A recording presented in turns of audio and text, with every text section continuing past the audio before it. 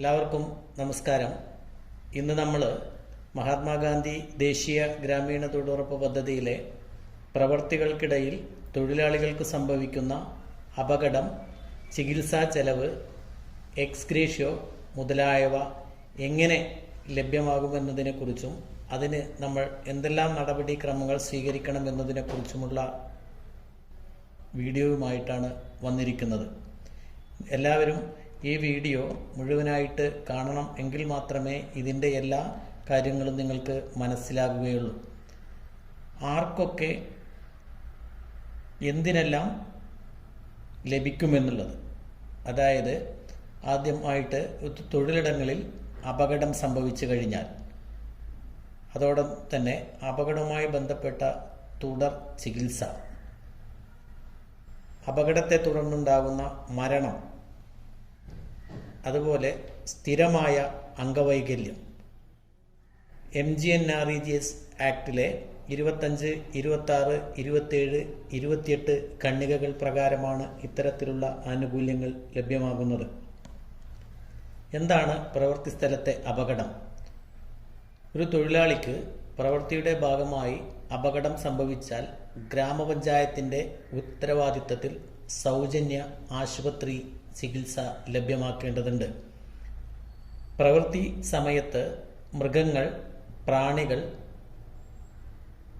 പ്രാണികളുടെ ആക്രമണം, ഉദാഹരണം പട്ടി, കടന്നൽ, കാട്ടുപന്നി എന്നിവ മൂലമുണ്ടാകുന്ന ആക്രമണം എന്നിവ മുഖേനയും, അതുപോലെ തന്നെ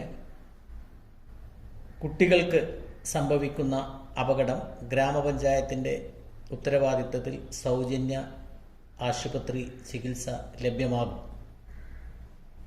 ഇതിനായിട്ട് എന്തെല്ലാം നടപടിക്രമങ്ങളാണ് നമ്മൾ സ്വീകരിക്കേണ്ടത്? ഏറ്റവും കൂടുതലായി ശ്രദ്ധിക്കേണ്ടത് അടുത്ത സർക്കാർ ആശുപത്രിയിൽ എത്തിച്ച് ചികിത്സ ലഭ്യമാക്കുക. ഇത്തരത്തിൽ അപകടങ്ങൾ സംഭവിച്ചു കഴിഞ്ഞാൽ ഏറ്റവും അടുത്ത സർക്കാർ ആശുപത്രിയിൽ എത്തിച്ചാണ് ചികിത്സ ഉറപ്പാക്കേണ്ടത്. ഗ്രാമപഞ്ചായത്ത് പ്രസിഡന്റ്, സെക്രട്ടറി എന്നിവരെ ഉടൻ വിവരമറിയിക്കുക. ഫോൺ മുഖാന്തരം ഉടൻ അവരെ വിവരം അറിയിക്കുകയും ചെയ്യുക. സർക്കാർ ആശുപത്രി ഇല്ലാത്തിടത്ത് സ്വകാര്യ ആശുപത്രിയിലും ചികിത്സ ലഭ്യമാകാം. എന്നാൽ സ്വകാര്യ ആശുപത്രിയിലെ പ്രാഥമിക ചികിത്സയ്ക്കു ശേഷം സർക്കാർ ആശുപത്രിയിലേക്ക് അടിയന്തരമായിട്ട് അവരെ മാറ്റേണ്ടതുണ്ട്. അതേപോലെ തന്നെ അപകടങ്ങൾ സംഭവിച്ചു കഴിഞ്ഞാൽ ഉണ്ടാകുന്ന തുടർച്ചയായിട്ടുള്ള ചികിത്സക്കുള്ള ആയുർവേദ ചികിത്സ ഫീ, അതുപോലെ തന്നെ ഫിസിയോതെറാപ്പി എന്നിവ മെഡിക്കൽ ഓഫീസറുടെ ശുപാർശയുടെ അടിസ്ഥാനത്തിൽ ലഭ്യമാക്കാവുന്നതും ആണ്. ചികിത്സ ചെലവും വേതനവും.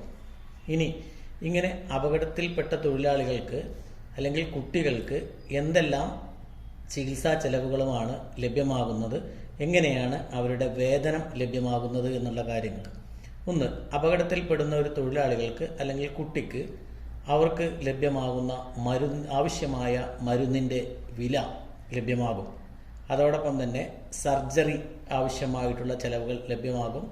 എക്സ്റേ, സ്കാനിങ്, അവർ താമസിക്കുന്ന മുറിക്കുള്ള വാടക, വാഹനത്തിൻ്റെ ചെലവ് തുടങ്ങിയവ ലഭ്യമാകും. വാഹനത്തിൻ്റെ ചെലവിന് ട്രിപ്പ് ഷീറ്റ് നിർബന്ധമായും സൂക്ഷിക്കേണ്ടതും വാങ്ങി വെക്കേണ്ടതും ആണ്. ഇനി അപകടത്തിൽപ്പെട്ട ദിവസം മുഴുവൻ വേതനം നൽകേണ്ടതുണ്ട്. ഇവിടെ ശ്രദ്ധിക്കേണ്ടത്, ഒരു വ്യക്തി തൊഴിൽ എടുത്തുകൊണ്ടിരിക്കുമ്പോൾ, ഉദാഹരണത്തിന് ഉച്ച സമയത്താണ് അപകടത്തിൽപ്പെട്ടെങ്കിൽ വൈകുന്നേരം അദ്ദേഹത്തിന് തൊഴിലെടുക്കാൻ കഴിഞ്ഞല്ല എങ്കിലും ആ ദിവസത്തെ മുഴുവൻ വേതനത്തിനും അദ്ദേഹത്തിന് അർഹതയുണ്ട്. അപകടത്തിൽപ്പെട്ട ദിവസത്തെ മുഴുവൻ വേതനവും തൊഴിലാളികൾക്ക് നൽകണം. എന്നാൽ തൊട്ടടുത്ത ദിവസം മുതൽ തൊഴിൽ ആവശ്യപ്പെട്ട ദിവസം വരെ വേതനത്തിൻ്റെ പകുതി തുക, ഉദാഹരണം 6 ദിവസത്തേക്ക് മസ്റ്ററോൾ ഇഷ്യൂ ചെയ്യുമ്പോൾ 3 ദിവസമായിട്ട് ആ തൊഴിലാളിക്ക് അപകടം സംഭവിച്ചു എന്നിരിക്കട്ടെ. ഇങ്ങനെ ആകുമ്പോൾ ബാക്കി 3 ദിവസം കൂടി ആ മസ്റ്ററോൾ കാലാവധി പൂർത്തിയാക്കാനുണ്ട്.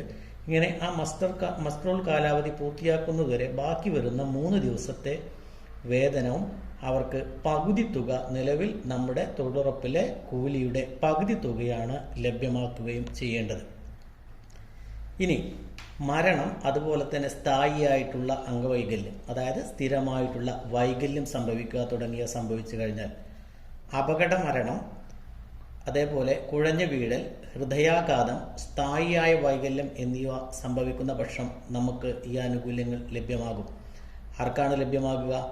അവരുടെ അവകാശിക്കോ അല്ലെങ്കിൽ ആ വ്യക്തിക്കോ ആണ് ഇത്തരത്തിലുള്ള ആനുകൂല്യങ്ങൾ ലഭ്യമാകുന്നത്. ഇത് ലഭ്യമാകുന്നത് ആം ആദ്മി ബീമാ യോജന പ്രകാരമുള്ള എക്സ് ഗ്രേഷ്യോ ആണ് ലഭ്യമാകുന്നത്.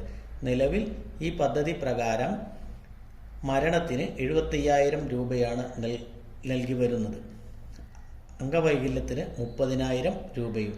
ഇതിൻ്റെ ഡീറ്റെയിൽസ് ഏറ്റവും അവസാനത്തിലായിട്ട് നൽകിയിട്ടുണ്ട്. ആരാണ് തുക അനുവദിച്ച് നൽകേണ്ടത്? ഗ്രാമപഞ്ചായത്താണ് തുക അനുവദിച്ച് നൽകേണ്ടത്. മരണം സംഭവിച്ചാൽ 5 ദിവസത്തിനകം BPO നടപടിക്രമം പുറപ്പെടുവിച്ച് തുക ഗ്രാമപഞ്ചായത്തിന് നൽകണം. ചികിത്സാ ചെലവുകൾ മെഡിക്കൽ ഓഫീസറുടെ റിപ്പോർട്ട് പ്രകാരം ഗ്രാമപഞ്ചായത്ത് സെക്രട്ടറി അനുവദിച്ച് നൽകേണ്ടതും ആണ്. കുട്ടികൾക്ക് സംഭവിക്കുന്ന മരണം, സ്ഥായിയായ വൈകല്യം എന്നിവ സംഭവിച്ചു കഴിഞ്ഞാൽ തൊഴിലാളിക്ക് ലഭ്യമാകുന്ന തുകയുടെ 50% തുകയാണ് ലഭ്യമാകുക. ഗ്രാമപഞ്ചായത്താണ് തുക അനുവദിച്ച് നൽകേണ്ടത്. ഇനി മരണമാണ് സംഭവിച്ചത് എങ്കിൽ പ്രസ്തുത കാര്യം 5 ദിവസത്തിനകം ബ്ലോക്ക് പ്രോഗ്രാം ഓഫീസറെ അറിയിക്കേണ്ടതും ബ്ലോക്ക് പ്രോഗ്രാം ഓഫീസർ നടപടിക്രമം പുറപ്പെടുവിച്ച് തുക ഗ്രാമപഞ്ചായത്തിന് നൽകുകയും ചെയ്യണം. ചികിത്സാ ചെലവുകൾക്കും എക്സ് ഗ്രേഷ്യോ എന്നിവയ്ക്കായി 100% തുക നിങ്ങൾ ഭരണച്ചെലവിൽ നിന്നും എടുക്കാവുന്നതും ആണ്. ഇതിൻ്റെ അവസാന ഭാഗത്ത് ആം ആദ്മി ബീമാ യോജനയെക്കുറിച്ചുള്ള ഡീറ്റെയിൽസ് നൽകിയിട്ടുണ്ട്. അതിൽ പ്രീമിയം തുക പറയുന്നുണ്ട്. പക്ഷേ ഇവിടെ നിലവിൽ നമ്മുടെ അസംഘടിത മേഖലയിലെ തൊഴിലാളികൾക്കുള്ള തൊഴിലുറപ്പിലെ തൊഴിലാളികൾക്ക് അത്തരത്തിലെ പ്രീമിയം തുക ആവശ്യമില്ല. ആം ആദ്മി ബീമാ യോജന പ്രകാരമുള്ള നിലവിലെ 75,000, 30,000 തുടങ്ങിയ ക്രമത്തിലാണ് നിങ്ങൾക്ക് ആനുകൂല്യങ്ങൾ ലഭ്യമാകുന്നത്.